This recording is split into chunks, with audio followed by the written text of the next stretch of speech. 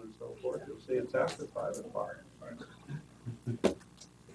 So, being so, I will call the meeting of the Finance and Property Committee of Tuesday, October 7th, 2014 to order at this time. Mr. Blazer, any special beer license applications? Nope. Okay. Item 1 and 2.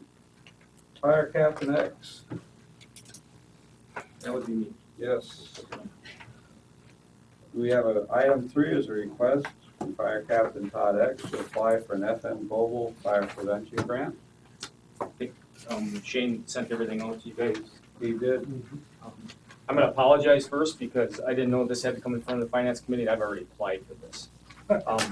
I didn't know it, so it's my fault. But I talked with Shane about it. He told me kind of why that comes in front of the committee and what this grant is for, and it's through FM Global, which is an insurance company that insures big businesses. I know NewPage is insured by FM Global. It's one of the only ones that will insure big companies like that. They're very big into fire prevention. Anything that deals with fire prevention, fire inspection, anything that can prevent fires. I applied for money to take care of basically what we're paying for now through the city or the fire department in the budget is all our fire prevention material that we use in the schools with kids for the next 3 years. And then 2 notepads that can make those fire inspections that are pretty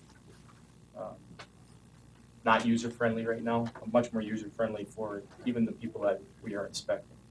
It's an easier device for them to be able to put signatures on and be able to see the inspection that we're doing. So that's what I applied for. Okay. There's no catch on it. It's 100%. If we get the grant, it's 100% that we get. We don't have to put anything into it. So.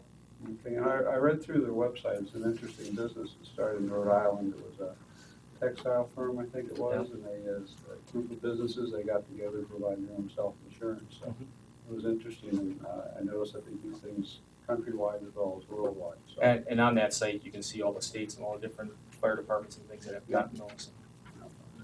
And so I was glad you learned about that. It's an interesting concept, so to know that there are things out there that will help the community. Yeah. So I make a motion then to approve the request from Fire Captain Todd X to apply for an FM Global Fire Prevention Grant. Second that motion. Motion made and second to approve. Is there any other further discussion? I would just like to Yes. mention, if we do get this, which we don't know we're getting yet, Right. I was gonna put in for the 2 computers next year in outlay. We wouldn't need to do that, and then we would be able to deduct that amount from our budget for next year if we do get it, whatever that amount is. So it actually would be saving money for our overall budget. Okay. So I applaud Todd for finding it. I know he found it at FDIC when he was in Indianapolis, and then he came to me and told me that he applied, and then I informed them that we need to bring it here. So, Sure. It's a learning process, and I definitely will bring all of them in here in the future. So. Oh, it's sometimes easier to ask for forgiveness than ask for permission. I tell my wife that, but she never believes me. So, any other discussion or questions? Okay, all in favor, say aye. Aye. Aye, and aye. Motion is approved. And thank you again for Yep, coming thank by. you for your and time. You're welcome. All right, item number 4 is a presentation by Mr. Dennis Tweedale, Chief Executive Officer of the League of Wisconsin Municipalities Mutual Insurance on the insurance claims procedures. See, 2 insurance companies in a row. Yes, yes. And are you aware of FM Global? Oh, yeah, they are, for property insurers, if you can get them to insure you, you're in good hands. All right. Like Chief said, these people are, they do just, for the most part, great big factories. You know, you're talking $200 million facilities that they insure. So, Okay. they're good company. Well, thank you for taking time to come up this evening. Oh, no, I'm more than happy. And if there's anyone else that wants to hear about claims procedures that we do with your liability or auto physical damage, that's what we're covering. Oh, I'm sorry, yeah.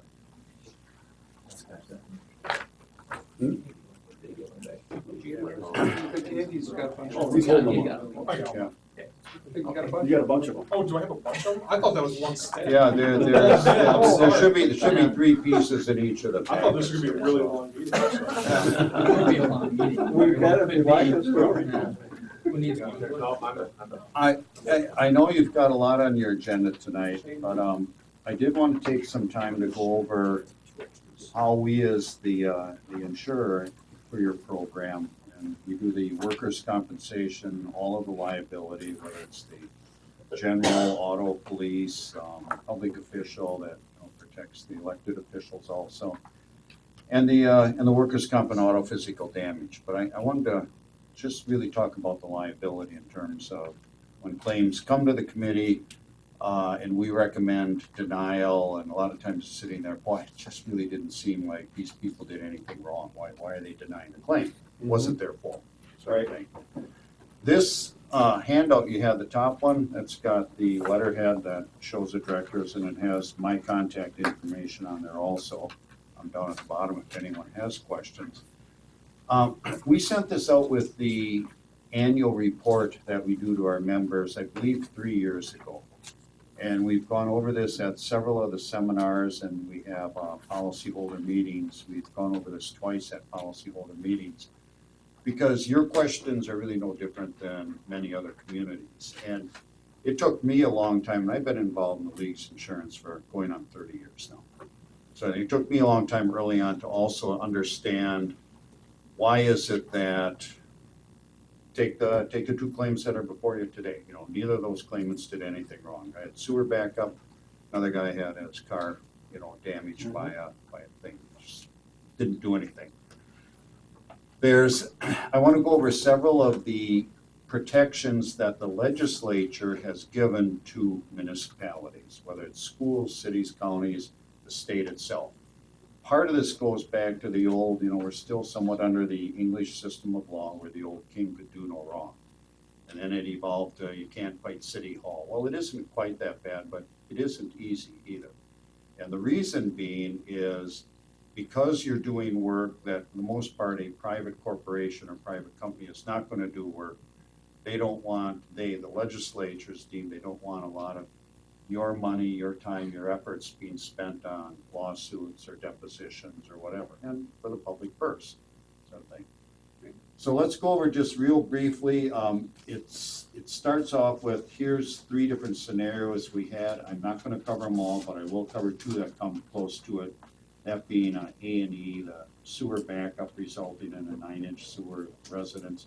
And by the way, other than doing DVD presentations on public official liability, the reason I'm at either finance or council or village board meetings most often is because of sewage backup claims.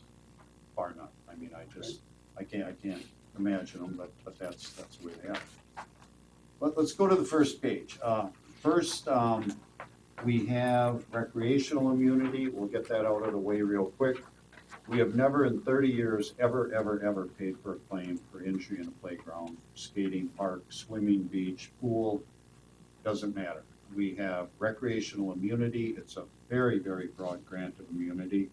And it isn't just for you, for municipalities, it's for any landowner.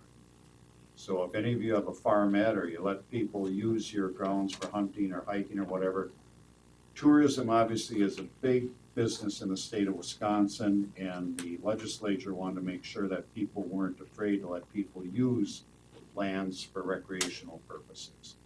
And that includes specifically governmental entities. The only time we would lose our immunity for recreational use is if you charge admission to spectators, not to reserve a shelter or anything, not selling concessions, sort of thing. It would have to be to spectators. So if you were, say you were hosting a Kiwanis softball tourney, and they said, we're gonna charge admission to people to come watch, you would lose that discretionary immunity through them. But we still have our limitations, which is $50,000 maximum that would be paid to an injured person. So you can lose it for charging admission to spectators. You can lose it for sponsoring a team. If Wisconsin Rapids, I don't know, in your rec department, do you sponsor any teams and get the I don't believe coaches so. and all that? No, Okay, so you wouldn't lose it for that. The only other one really is malicious and, what is it called? Malicious and, let me get the right word here. Malicious failure to warn or a malicious act. And really what that means is malicious act, you would have to almost set a trap. So there have been landowners that haven't wanted people to be using their lands and they put wires across trails. That's obviously a malicious act. They would lose it. But having a hole in the outfield, having a slide that the slide falls over and a kid's going down or whatever, we have immunity for that sort of thing. And it's, we do in those cases have a $10,000 no-fault medical payments. So we can take care of first aid, initial treatment of an injured person if they don't have other means. But we would check first to see if they have their own health insurance program. But beyond that, there's nothing. This next one is really the one that we're talking about, and that's discretionary immunity. And this is the one that it's a hard time getting your head around in terms of what's going on, but this is what goes on with regard to the sewer backups and many of the other claims that we see come in. What discretionary immunity means, and I'm not going to go through reading here, but I'll try to just explain it. Let's say you have a new subdivision and the engineer that you hired for the subdivision to lay it out says, this kind of soil and with the kind of number of houses and that, we should really have a 16-inch sewer main. You say, we can't afford that, we're going to go with a 9-inch. You have immunity for making that decision, first of all, because that's discretionary on your part. If because of that decision, there's backups, the system just wasn't big enough to handle the outflow sort of thing, we wouldn't pay those claims. Because those claims have nothing to do with your negligence, they were due to an act for which you had immunity. And the legislature says, we are not going to second guess what you have decided as a governing body in terms of who or how to do your work, okay? And that comes straight from a big court case out of Sheboygan, where they did put a 9-inch thing in, and they had just got awful backups after a 5-year rain event, which is not big. But then on the other side of that, they say, look, this isn't absolute. You also have what's called down here a ministerial duty. And the ministerial duty is when what we look at in a sewer backup claim is if you had put in place, which you have in place, a sewer maintenance program. You can't just build something and let it go. If that happens, then that's almost blatant negligence. On our part, we breached our ministerial duty of building something and not taking care of it. We pay those claims. That's not the case here. You have a very good program. You have all of your televising, you have your rodding, you have your jetting going on. So when a backup happens, if that backup was sudden and accidental, it isn't something that occurred because of lack of maintenance. You had no idea about it. When you found out about it, you responded as soon as possible. The courts have said time and time and time again, that is a ministerial, that is not a ministerial duty. You have discretionary immunity. You had no hand in the accident that happened. And these are the claims that then come back. We get it. We do the investigation. If you look on the very last page, it says sewer backup follow-up investigation. These are the different steps that we go through with a Department of Public Works in terms of what did happen. And we end up paying on, I just looked at it, I think it was about 3 months ago, I'm not quite sure on this, but it's somewhere between 25 and 28% of the sewer backup claims that come in, we end up paying on.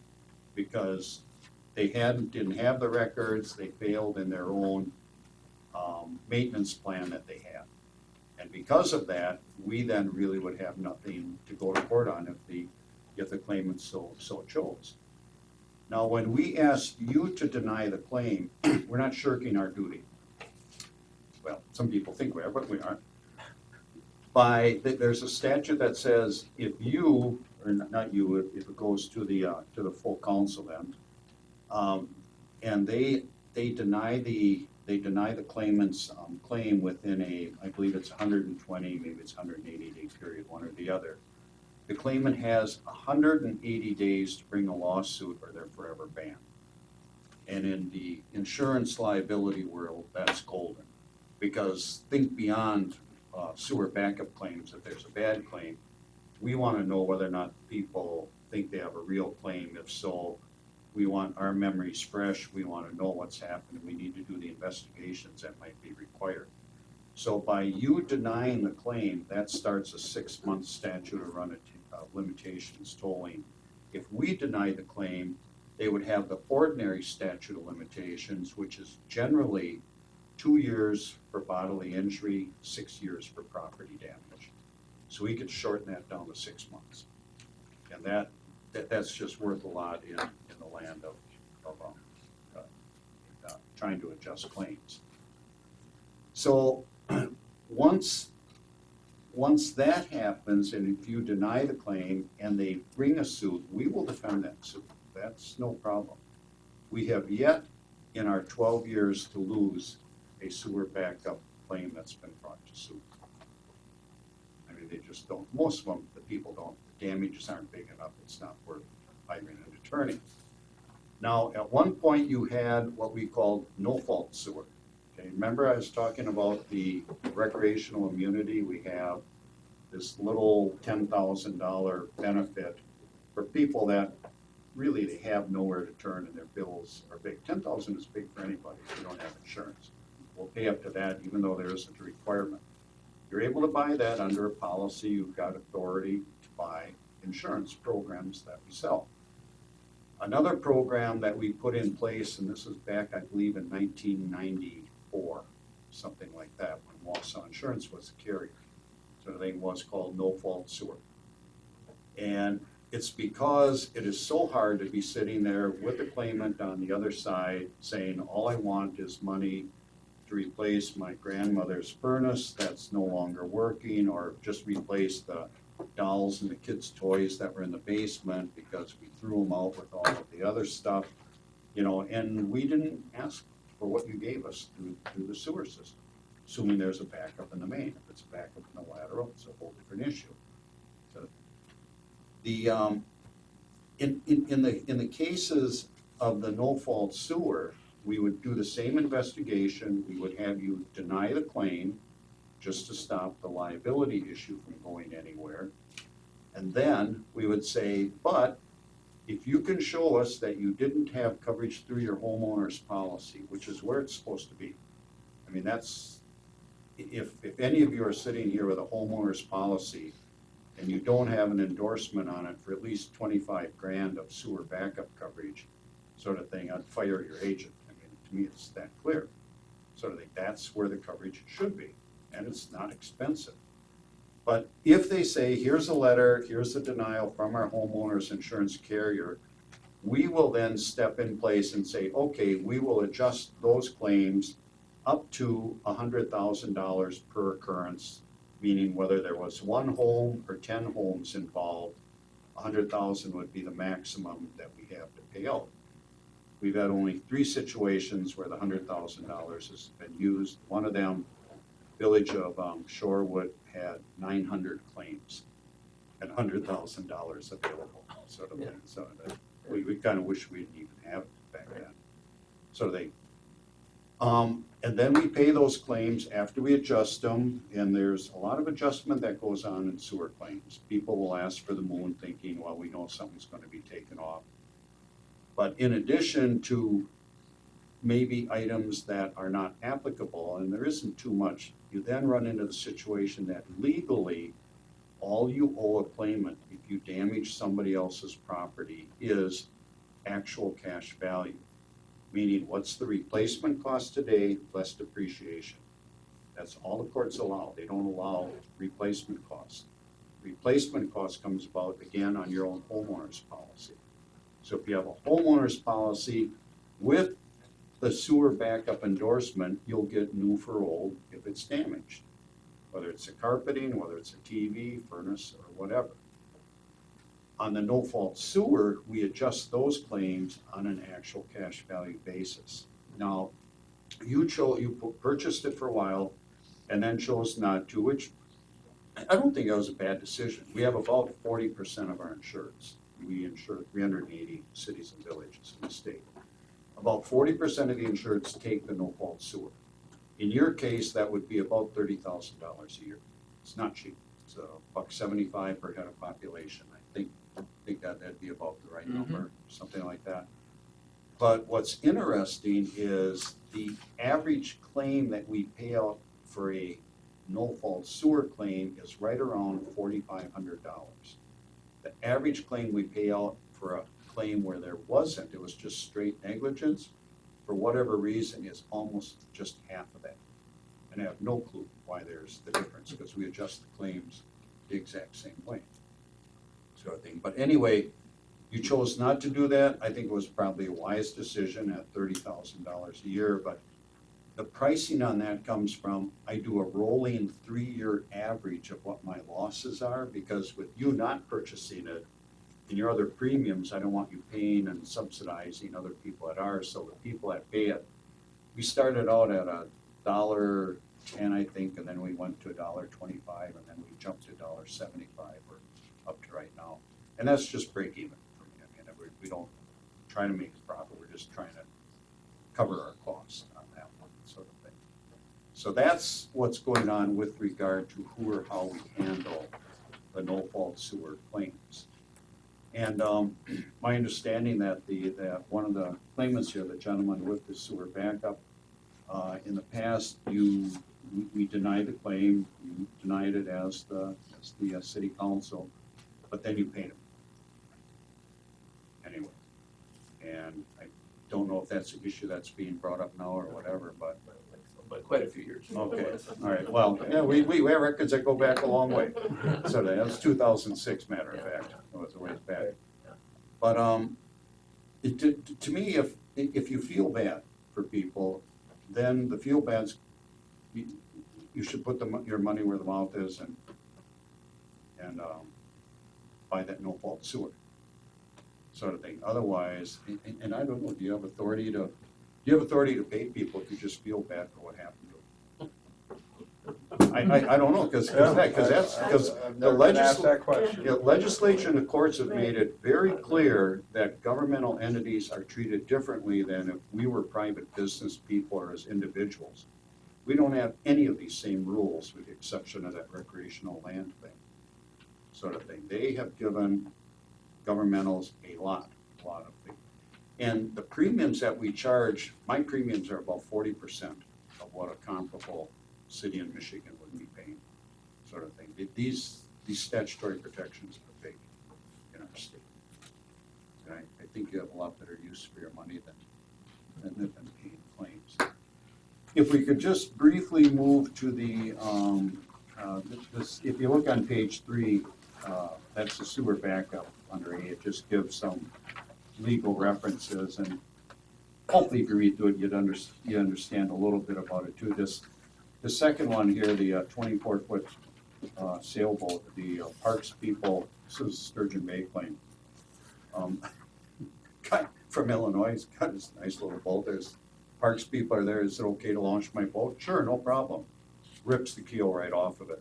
The employees had forgotten to check to see whether or not the ice pushed the concrete things, and one had been pushed on top of the other. Discretionary immunity and recreational immunity both. But again, the guy's obviously upset, but he had insurance on it. So can't be responsible for everything. Go to page 4, item D, the branch falling off of the tree, which is somewhat akin to the sign, which my understanding is the sign was a Wood County sign, Wood County responsible for maintenance. Actually, it was a state. Okay. And we found out that we are responsible for it. Oh, you signed something for that? Apparently, they did some research on it. They heard from the Attorney General, State Attorney General, that says, hey, yeah, your department, the engineering department was not aware, but They never told us. Yeah, but- Oh, okay. Did you tell us that along the way? Oh, yes, we did, along the way, yes. No, because the summary that I got, There's more to the summary. The summary was, she said, you are responsible, but we did not know that the sign was Right, loose. You're gonna okay, come down, so. yeah, A police officer had noticed that it was loose, was just gonna call it into dispatch, and about that time it fell. Yeah. So, that was the basis of the right, denial. yeah, and again, that falls in under the Right. discretionary immunity. Right. Yeah. Pardon? Yeah. Yes, it was. Well, look at, now you know what you're responsible for knowing you thought. Exactly. But anyway, like I say, this goes through the different, and I go back to the title here, so the claimants didn't do anything wrong, and we never say they did. But then people say, well, why aren't we paying for it? Well, it's because either we didn't do anything wrong, or the state has given us immunity for these actions. You know, and it's, everything can't always be made right when something bad happens. So anyway, that's in a real quick nutshell, who or how we handle the liability claims. And this other one, the claim handling procedures, this is kind of like my little memo between myself and the statewide insurance people that in terms of what some of our expectations are with regard to how claims are handled. So, All right. Well, I'd encourage the other aldermen here and others to take time to read through this material, because I know we as a committee and as a council will see, often we see a claim that's been denied, and it's been somewhat of a, why are we denying? And at the other side of it would be that we probably do pay claims on occasions. Would that be correct, Dave? Been a long time. Oh, okay. Yeah, I mean, I always advise that we shouldn't, because I think that goes against the public purpose doctrine of our money, you know, I of think the 06 expensive might have been the last time it happened. funds, and, Okay. you know, you're paying something you're not legally obligated to. I think that's I a mean, no-no, no. but My statement is that in the fact that you've gotten counsel that says, yes, this would be something. Not that the city has done it in good faith or anything like that, it's just that something has come back to the city that said, yes, this would be appropriate to pay. Is that correct? From the statewide or someone else? Well, have we in the past? Yeah. Well, No. Oh, okay. We wouldn't say that. The reason that I caution No. cities or villages what it, in terms of, what has happened in the past years ago was, Yeah. it would get denied at finance, and then someone would bring it up, another older person, Public Works, Oh, okay, and Public Works said, we'll pay that. okay. But it was, All right. it's been a while, it's been, you know, and like, And I think it was 6 months, the last time it the happened. problem you can get yourself into if you do that is, that's all well and fine in small little claims. But then what if you have a citywide 6-inch rainstorm and now you have backups, you know, 3 different lift stations? Now what are you gonna do? Right. Well, in the past, you took care of it, so. These are set precedents, yes. Any of the aldermen present or others have any questions of Mr. Tweedell? Rick, and like I say, my contact information's on here. I'd be more than happy to talk to any of you about it. And I appreciate Thank you. Thanks, you guys. and Dave for making it available this evening. Thank you. Thank you. Yeah, it's good to know that. Item number 5 is consider a recommendation from Statewide Services to deny a claim received from Raymond Lee for damage to his residence from a sewer backup. Mr. Lee here? No. All right. Anything more than we've had in the communications from you, Dave? Nope, I think I provided all the background information, obviously, as Dennis stated. The reason that I'm asking you to make a motion to deny the claim is just to shorten the statute of limitations to 6 months. All right. And that's what we're doing here. And obviously, the investigation that was done by Statewide Services has determined that the city was not in no way negligent in the fact that Mr. Lee's sewer backed up. All right. Any questions? Okay. I'll make a motion to deny the claim then for Mr. Lee, to Mr. Lee. Motion made and seconded to deny the claim from Raymond Lee for damage to his residence from a sewer backup. Any other discussion? All in favor say aye. Aye. Aye, opposed? Motion carries. Item 6 is consider recommendation from Statewide Services to deny a claim from Norbert Kubishak for damage to his vehicle when an overhead street sign fell on it. Is Mr. Kubishak or anyone here? All right. Ms. Batten? Really don't have anything to add to the information I provided to the committee prior to the meeting. Statewide Services once again did a thorough investigation, determined that the city was in no way negligent in the damage to Mr. Kubishak's vehicle, and they're recommending that you deny the claim. All right. And then in a situation like that, it's come to the attention then that the city may have a responsibility for some signage in the city? I guess so.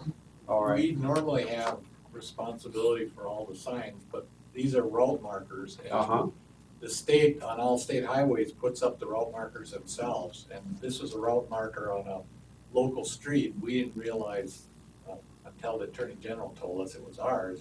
It's their signs, got their decals on the back. Right. So but we have a responsibility that says that we should be aware of how the condition of those signs in some way. I guess now, if they're on our local streets, they're Yep. still responsible on the state marked Right. highways. Right? On local streets, we may have a And responsibility. I think that's probably the only sign left anymore. Oh, okay. All right. Highway 13 used to come through in Grand Avenue, and that's a holdover from that, I think. Okay, We changed it over in 1984, I think, to the expressways. okay. Well, it's good to know though, if a report comes in that a sign like that is loose, that we send the sign shop crew out there to fix it right away. Right. Not say, well, we're not responsible for it as a county. Questions from anyone? Make a motion then to make a recommendation then to deny the claim from Norbert Kubishak for damage to his vehicle when overhead street sign fell on it. Motion made second to deny the claim. Any other conversation? Any, let's see. Aye, yes. All right, so the motion is approved. All right, item 7 is to review and consider a request to approve a revision to the city investment policy, and that comes from Dave Batten again. That's Dave, right. if you'll address us and explain that to us, please? Sure. I did provide you with a lot of the background information. I gave you a copy of the investment policy as it exists today, and that is actually approved each year in April at the reorganization meeting. And then from time to time, as issues come up, we do revisions to the policy. And it, as was pointed out by our auditors in their management discussion letter after the 2013 audit, they had a concern because some of the certificates of deposit that we have don't have collateralization pledged as is enumerated in our present investment policy, even though those CDs are covered by FDIC insurance at this point. So the point being that, well, if we're gonna have that in our policy, you should follow it. Well, the problem being that we used to be able to attain collateralization from various banks. But now, because of the low interest rates and the different capitalization requirements of the federal government for local banks, they're unable to provide us with that collateralization without charging us for it. And as it is, we're barely getting anywhere from 10 to 25 basis points on these certificates of deposit. In fact, if we were to require collateralization, we'd probably have to pay them to keep our money. All right, So that's why, if you look at what I provided you with, is I just eliminated the section as it currently exists that refers to collateralization in the new revised policy. I'm very comfortable where we're at in terms of our investments, where we've got our CDs diversified amongst 9 different banks. And I also was talking with the county treasurer, And there's an opportunity for a company called American Deposit Management that she's used just recently during tax collection. What they will do is they'll take whatever dollar amount of money you want to invest with them, and they'll split it up amongst numerous banks throughout the country in the Midwest to ensure that they have FDIC coverage. Okay. And she said she was able to get 25 basis points, which seems ridiculous, but that's actually good when you're getting 2 basis points on a 90-day treasury bill. So I would anticipate that probably early next month, I'll be coming back to you to name this company as a depository, which will give us the opportunity to invest our tax collection money with that entity and get coverage and a little better return. So that's kind of what I anticipate doing. So if you have any other questions, I'd be glad to.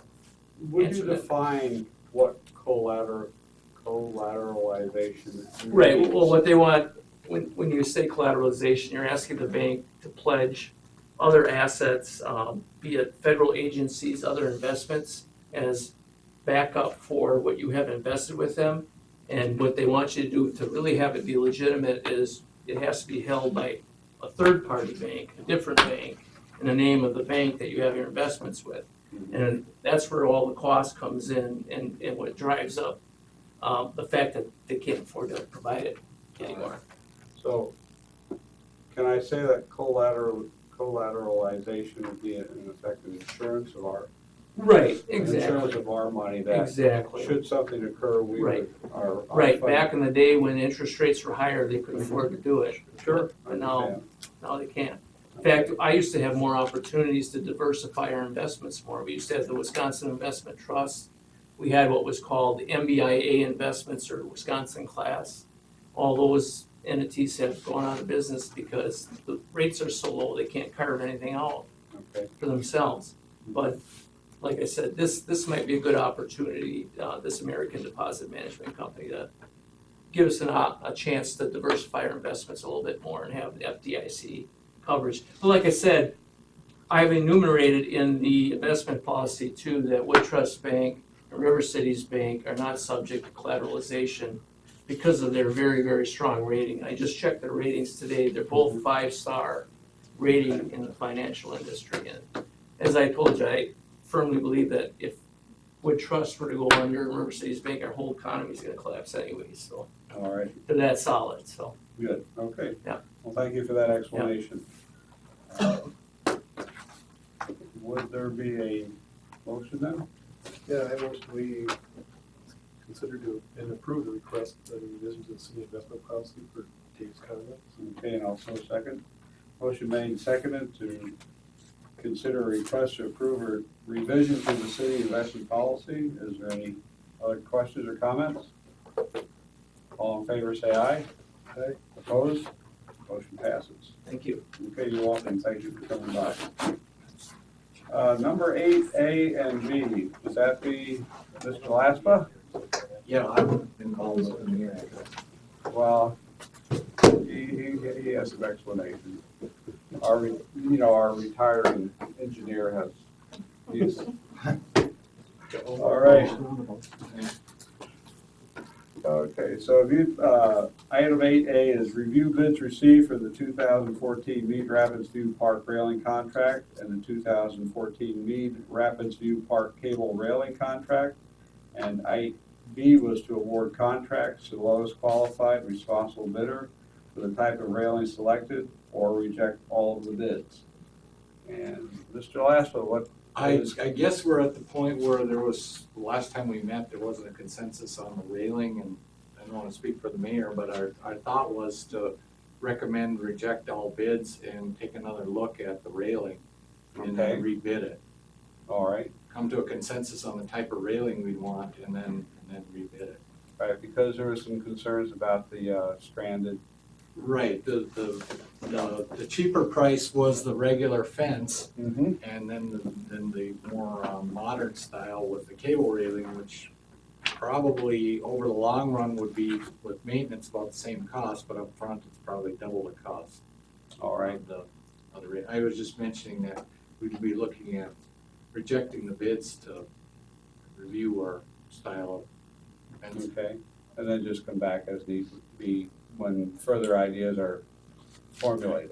And I think for us to come back with maybe a little bit more of a comprehensive plan as it relates to other improvements we want to do in that area. Sure. Railing was a component of it, and I think for us to understand, if we're gonna spend a certain amount of money on railing, what are some of the other competing priorities, maybe in Veterans Park or some of the other waterfront areas that we want to improve? Got a lot of feedback from people that as the area becomes a little more of an attraction and people are wanting to launch stand-up paddle boards and some other things at the waterfront at the base of the wall, that there might be some other considerations we want to spend our best money in, and not just stick it all into a nice, beautiful railing that will look good, but yet not serve a great public purpose. All right, sounds good. Do we motion then? I motion to reject all the bids and go to Plan B. Right, okay, which is review and come forward. Okay, and I second that motion. Any discussion? All in favor, say aye. Aye. Opposed? Motion passes. All right, I think, Mr. Sherpo, are you here for 9, perhaps? Yeah, You too, okay. All right. Item 9 is a request to approve the low qualified bid for the East Side Assessor Plat, number 59, for the area bounded by the west right-of-way of 12th Street North, to the north right-of-way of Franklin Street, to the east right-of-way of 14th Street North, to the north right-of-way of Washington Street, to the east right-of-way of 15th Street North, and to the south right-of-way of Baker Street, which is almost a square, but not quite, of the areas bounded by Franklin, 12th, 15th, and Baker Street. And the purpose of the assessor's plat would be to reset the existing property lines and the markings, and so define each lot within that plat. Correct. Okay? It's a good deal for the property owners when the city does this. It's a large survey project. Our policy is we charge half the cost to the property owner and the city covers the other half. And if you've already had a certified survey map in the past, you don't have to pay for one at this point. So average costs to the property owners are probably about $150. If they went on their own, they could be paying up as high as $1,000 for a certified survey. So it cleans up a lot of boundary disputes. All right. We've been doing it since '36. So. Okay, all right. And I see you have, Yeah, before my time. 36 years here, though. Yeah, 36 years here. Yeah, All right. 1936 we started. 36 there. okay. And so we received bids from Lampert Lee and Associates. Right. We're recommending going with Lampert Lee and Associates on this assessor plat. They're the low bid. Okay, and that low bid is $15,350. Right. Add your land survey and budget for assessor plats? Oh, that's what we have in the Okay. budget to cover Right, those. okay, so we just had the 2 bids? Right. All right. So I'd entertain a motion to accept the low bid of Lampert Lee and Associates for $15,350 to do the East Side Assessor Plat number 59. Is there any discussion? All in favor, say aye. Aye. Opposed? Motion carries. Thank you, Dave. Thank you. All right, number 10 is review and possible action on a City Hall office furniture equipment replacement proposal. And who has information for that? Who's such a lead? Yeah, who's taking the lead on that one? I got handouts. All right. He came prepared. Actually, I didn't put them on. Oh, I didn't I know. should have faith in you, Dave. Oh, I better grab one. Tom back here. There you go. That was mine. I guess I'll just start with a little background. We had 3 companies come in and just kind of go through and review some of the offices that have some aging office furniture. I know a lot of the department heads have desks that were actually new when the building was built. And a lot of those desks aren't ergonomically correct, and so we've kind of recognized a need for kind of getting some, upgrading some of our office furniture, because, you know, people have to sit at those desks for 8 hours a day, they're not ergonomically correct, and so a number of years ago, I'd start putting money aside for the replacement of that office furniture, and kind of throughout the years, PD has budgeted, replaced some of theirs, and as part of the city hall remodel, they got the majority of their area done. There's been offices here and there that have budgeted and replaced their office equipment. So then we kind of said, well, maybe we need to get a bigger picture of what our obligation is there, maybe get a better pricing as far as a larger proposal. So we had to come in and give us 3 quotes, and we kind of settled on one vendor that we kind of like. And this is kind of like our phase 1 recommendation to replace that, and then the other phase I will put in the 2015 budget, put it in there for Alright. purchase sometime next year. Okay, so this is, you have put money aside for this We- like you've done for other, Correct, we have the money appropriated, right? and as part of the annual non-lapsing transfer resolution, that's always Mhm. line item carried over, so we've been accumulating the funds for a number of years. Okay. And, for example, since human resources is the biggest one up there, we must be doing quite a change there. Well, the one, the human resource assistance at 15,000, 10 to 11,000, that is for fireproof filing cabinets, because right Okay. now those records are just some regular file cabinets. If we had a fire, we'd lose all our personnel records. Okay, So that's why that one is considerably higher than the others. so that in addition to being chairs and desks, this could be other purposes? Yeah, there's other storage, needs? yeah, yep. Okay, all right. Questions from anyone? Any other aldermen?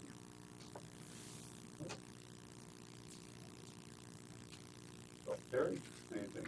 No, that was my question too. Okay. Fireproof cabinets, Sure. buildings and stuff. Yes, they are. So is this, just furniture, it's no painting, no carpeting, no? Nope, it's basically the desk, the overhead, storage, lateral files and things like that, and some chairs. And the prices are pretty consistent when we replaced off, the individual offices in the past, they're right in there. I think when Adam got his new stuff, start. Okay. Because I planned and budgeted accordingly Okay. when I wasn't here. Well done. So we just like approval to proceed with basically this Yeah, is I phase motion 1. that we approve the city hall furniture replacement as shown Proposal, here. right, and it is a proposal. Proposal. All right, and I would second it. Is there any further discussion? All in Dave would favor? like to point out Yes. that it's a safety hazard. That, Yeah, I he was- almost had lost time because of a spear he had in his finger from his wooden desk. So, The laminate left Go on loose the and I was record. polishing the desk and a piece of wood goes through my finger. Well, I'm glad it was not lost time. no, that's Okay. exactly it. Way to avoid that. All right. I do have one comment. though. Sure. When it does go through, I'd like to take a look at some of them, because my chair up at the mill's getting pretty old. Getting decent ones, I'd take them. I guess one question. Yes. Since you mentioned it like that, are we putting this stuff out for sale on any of the typical boards like we do with our vehicles?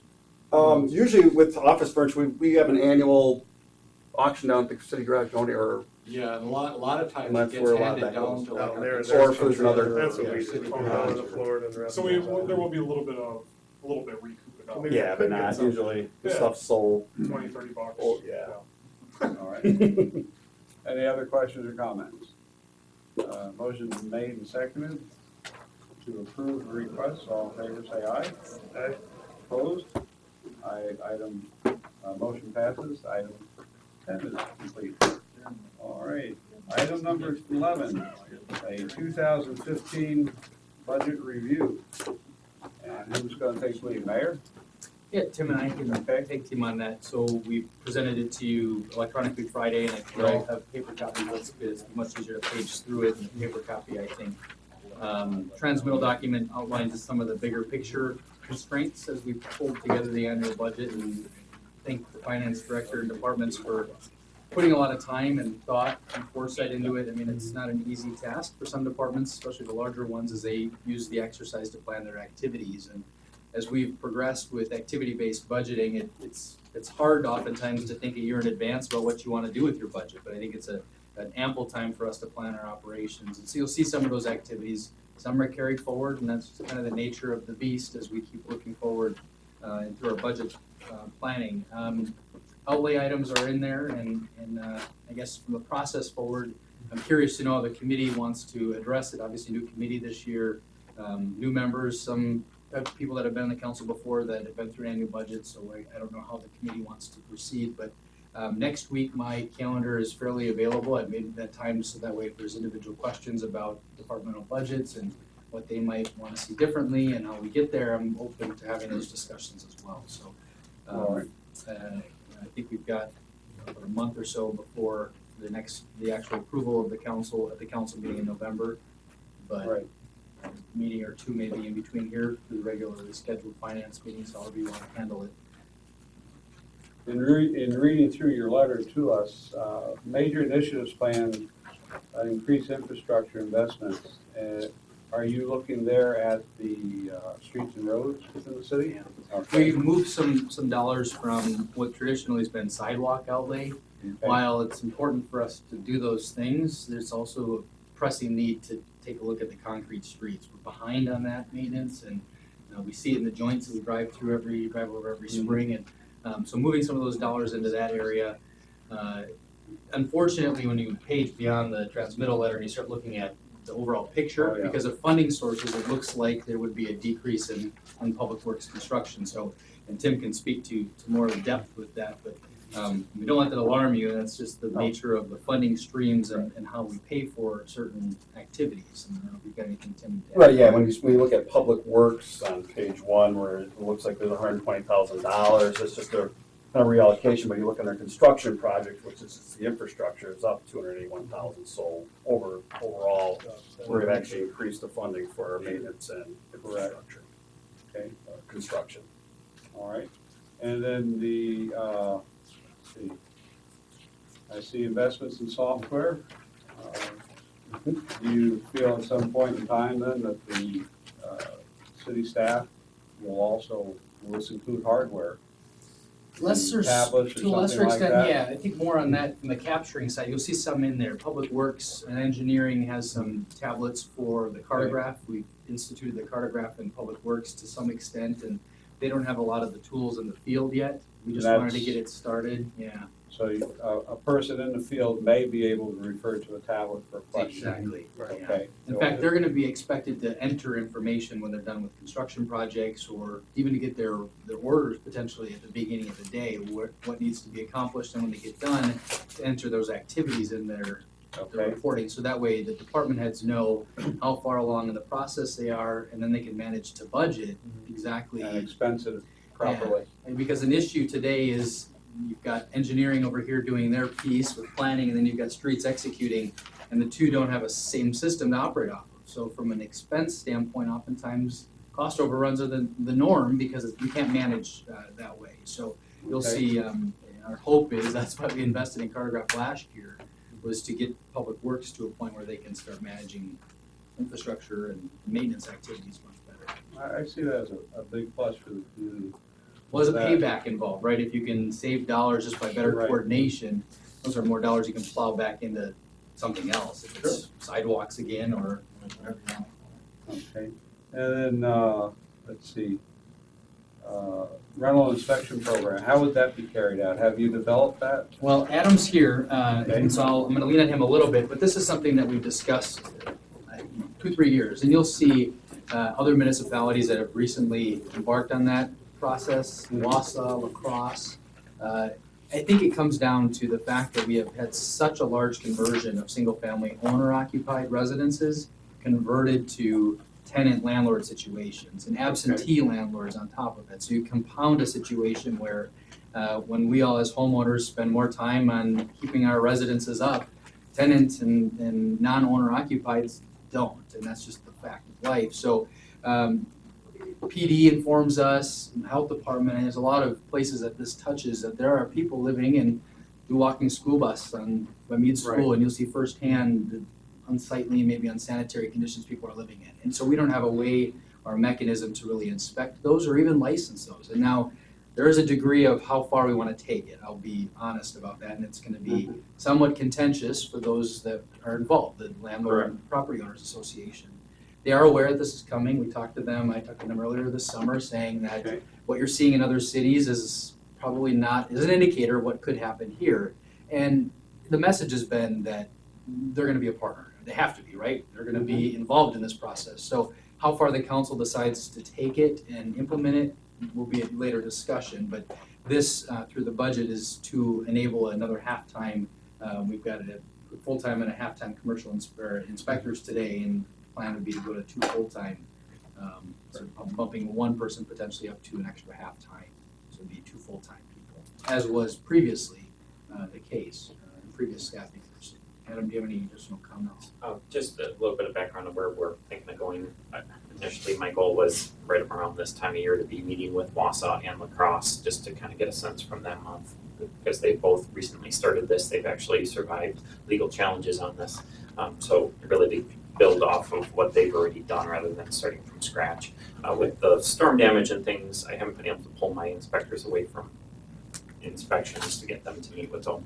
But so our goal is over fall, early winter is to really set up those, come up with, I guess, our thoughts on it, and then bring it to the council, whether that's in the committee of the whole or just through one of the committees.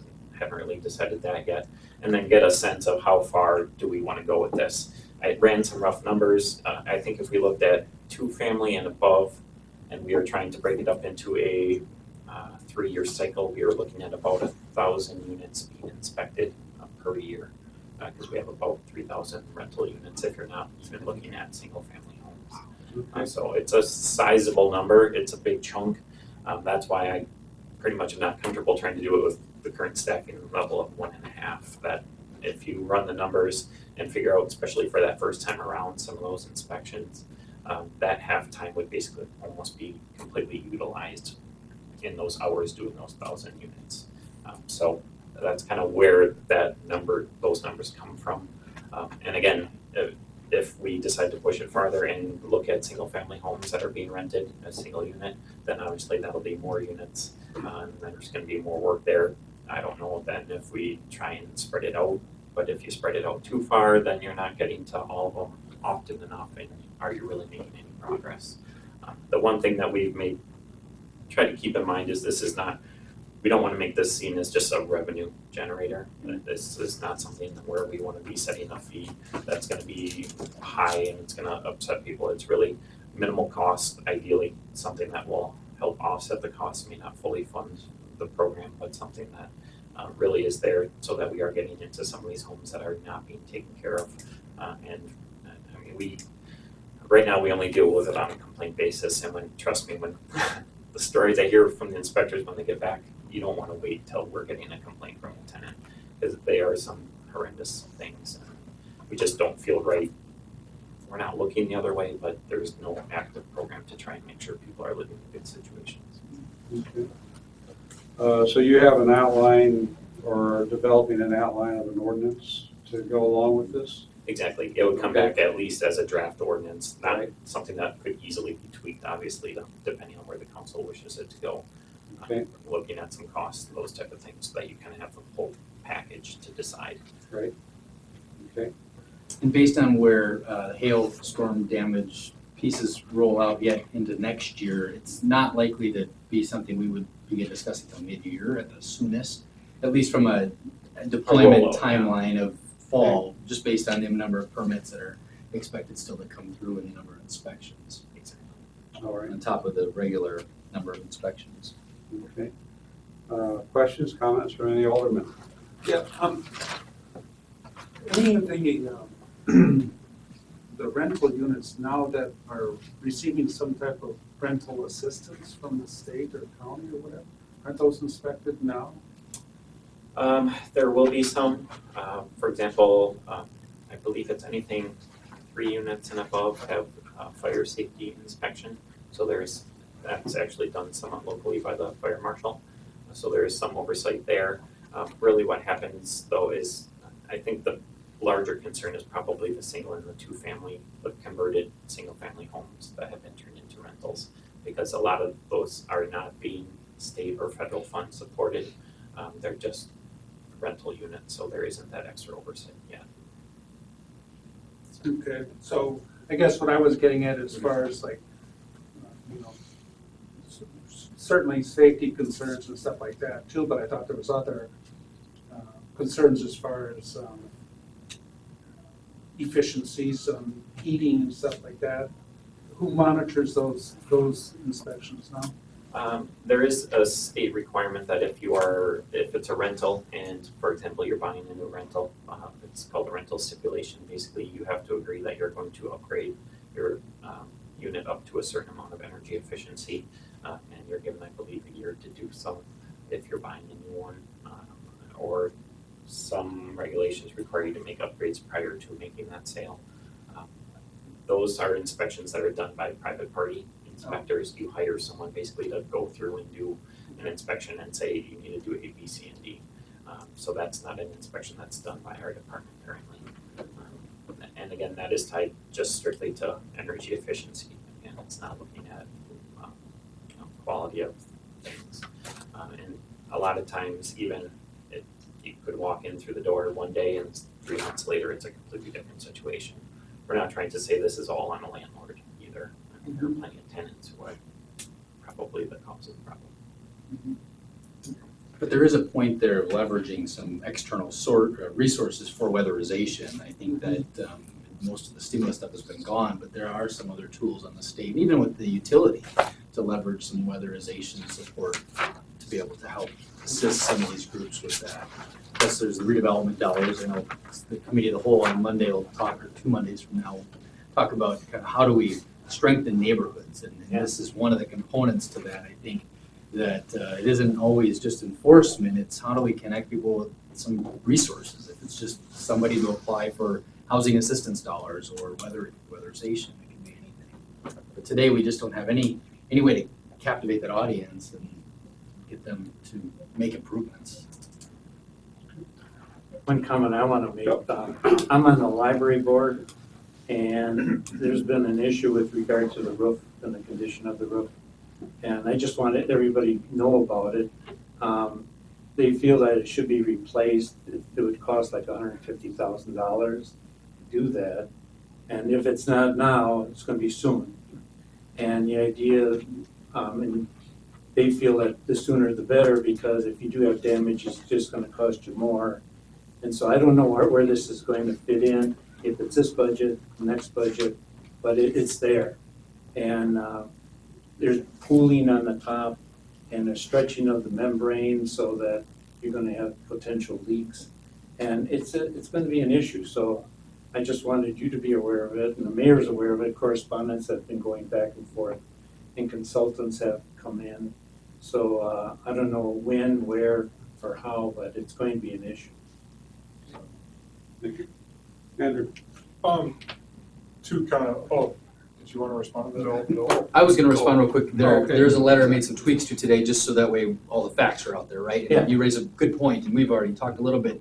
There is $50,000 in this budget to apply to that. Plus, there's an increase from the county levy that will be going to the library, and then there's also carryover and a $20,000 increase in this budget. Tim, do you have any other? Right, well, I mean, the 50,000 isn't line item in here. What we've been doing for a number of years now is putting money aside for municipal improvements for situations like this where all of a sudden something comes up. So the 50,000 will be allocated to carryover. Oh, right. For that. So I mean, just in case someone's looking exactly for that line item, it'd be more of the allocation out of those funds. Just Good point. so you know it's an Food for issue. thought. Yeah. What's your dollar amount on that you're anticipating?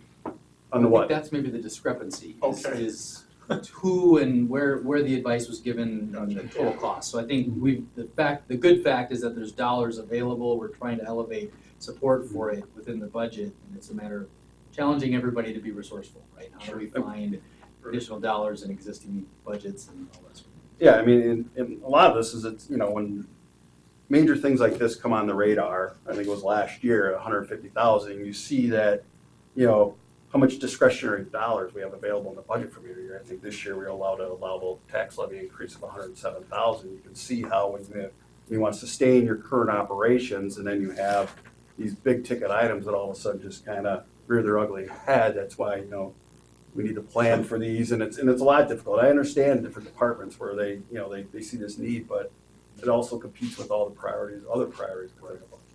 Sure. Each department has its needs. Yep. Okay. Anything else, Andy? Just two kind of pet projects that I always kind of come back to each year, technology-wise. One, e-readers for the council, and then the website. Just kind of curious. I didn't get a chance to, I just kind of grabbed this thing last night, so I haven't been able to really go through it, you know, and see if any of that stuff is addressed in there or not, but I'm just kind of curious if we can break down where we're at on both of those, because I know it's been on your radar for a couple of years now. I'd like to see it come to County fruition. beat us to it. They've got all the county board outfitted with fancy iPads. Kind of cool. Jason and I talked 2 months ago, and I'm still waiting for a timeline from Jason, to be honest. He and I talked about doing it this fall, now that we've got some new council members assembled, and they could be here for a year or 2 years, depending on the turnover and that sort of thing. So he is planning to yet get that done this fall. It's budgeted, in fact, we budgeted for it this year. There should have been some outlay dollars from what I understood in last year's budget discussion for that. Okay. Then the website, you said was the second piece? Yeah, website. We funded the development of it last year, and then we've got the annual maintenance also budgeted in this coming year, none of which has been spent. It's still earmarked. Frankly, we hoped that we'd have that Director of Innovation and Technology position filled, and that was gonna be one of their first 3 projects, and we just haven't been able to fill it. And We've been actively seeking someone. yeah, for it. We in just haven't fact, been we'll able have an to get update probably on that. It's actually HR, actually next Wednesday, they're talking about recruitment of that position, so, Okay. yeah, that's our hope. And we're looking at a complete revamp of that website then, aren't we? It'd be a whole new structure, Yeah. everything's new, yeah. Okay. But we wanted somebody to be a project lead on it without having to Really kind of one person. pull someone from their champion that existing cause, duties to do that. It might work, it's just it'd be a pretty big disruption. Right, one person to champion Yeah. that cause. I think the iPads or tablets is something that should happen yet this fall. There's no reason it shouldn't. All right. Any other questions, comments? All right, that's item number 11. There's an emotion.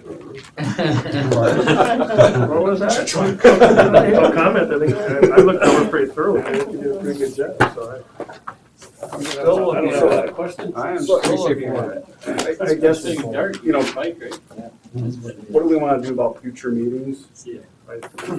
I kind of thought you'd come back to us. Okay. You have, Well, the mayor and I had discussed that maybe we would set up a meeting for October 23rd, I think, it's a Thursday, it's that. Yeah, if you didn't want to Thursday do at right five. before council, Yeah, or we could do it before council if that's, yeah, but if you're ready for questions, otherwise the regular meeting in November Right. too would be another. but, I think we should have one separate from a council, right, so and that, so that we have a chance to read through this, and that find was, our questions that we might have. that was our discussion exactly this afternoon, is that we kind of schedule it out somewhere in that, and so that the alderpersons would have time to review it, Yep. kind of come up with their questions, maybe get them to us so that we can make sure that we have the appropriate personnel here, or that we can get the answers for you, so then that when we do have that meeting, and probably the only agenda item on there would be the budget, then it's going to be a pretty productive meeting. And if Chad's not here as council president, but perhaps he'd like to do committee of the whole once, if as possible. In Yeah. addition to our individual, Right, yeah. to our do that way individual too. questions and concerns that we might bring to the department heads or mayor, Mhm. then committee of the whole once before we go into the final. Right, Because we'll have to, you are waiting on, you'll have some final numbers from the state, won't you yet, before we go to our November meeting? We pretty much have everything in except our state school tax credit, which always comes in December, so that's always after the fact, but that doesn't Okay. affect what we adopt for a budget. All It right, just affects the final net tax rate. Basically, what it is that we probably have envision a meeting sometime in October here where we kind of go through with all the questions, concerns, and then the regularly scheduled November finance meeting would be the final review, and basically the finance committee would make a recommendation to the full council. right, to the council. And then on the regularly scheduled November council meeting, we'd have the public hearing and adoption of the budget and levy. Okay, no, I think that would be fine. And will Chad be back end of this week, next week? I think the 15th is bad. Is it? That's next Monday, isn't it? Briefly this afternoon. Just bring it up to him for a moment, just, would you like to do a committee of the whole for any purpose? Otherwise, finance, we can do it again as a committee with him here. And then, go to, be prepared for the November. Might be easier just to finance, because then you don't have to worry about a quorum, Okay, you know. sure. Okay. Alrighty, so we'll wait till we hear from Chad and have that, and then go look at the 23rd. We'll throw out some proposed, yeah, if that's okay with everyone. 23rd is the Thursday. 4th, isn't it? 1, 2. Okay, yep. I'm just looking at counting Thursdays because I have other things on Thursday. Okay, thank you. All right, thank you. All right, item 12, beverage operator license application. Right in front of you is a green folder. Yep. There's one standing up. We like to contact the municipal court, see if any of them have outstanding fines, something we've recently started doing. And if they do, then we ask that you grant their license pending that they take care of those outstanding fines. And you have one standing up there that has an outstanding fine, and use this opportunity to collect it. All right. Everything else is good with those who have made application. Correct. Yeah, I don't think there's any denied in there. Okay. You can double check though. Okay.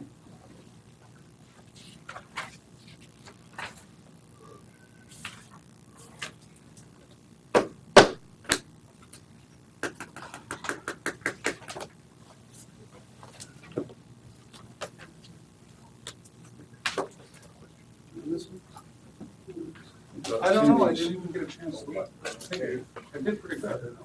It's Sort of not- Oh, that doesn't make Mine sense. hasn't either. for quite a while. I tied, I went on a tiebreaker. I don't know how the tiebreaker. Running back points. Oh, is that what it is? Yeah, had to search through the whole thing and find out. Because I went on tied, I think first week. Your fantasy football. Yeah. Any Look at questions? it, you can't leave. Caught at the door. Good. You wanna make a motion? I make a motion that we accept the operator license application as approved by PD, With the one exception. with the one exception. Are they all, Outstanding fines. I'm sorry, are they all new, or is there some renewals in there? Oh, I think these are renewal. Let me just. No, there was one, there was. Okay. There should be a tab that says new, one says renewal. There's no there. That's in there? Okay. Oh, these are new applications. Motion be made and to approve the new Approve the application, new application. with the one exception that that person be notified. I'd second the motion. Any discussion? All in favor, say aye. Aye. Opposed?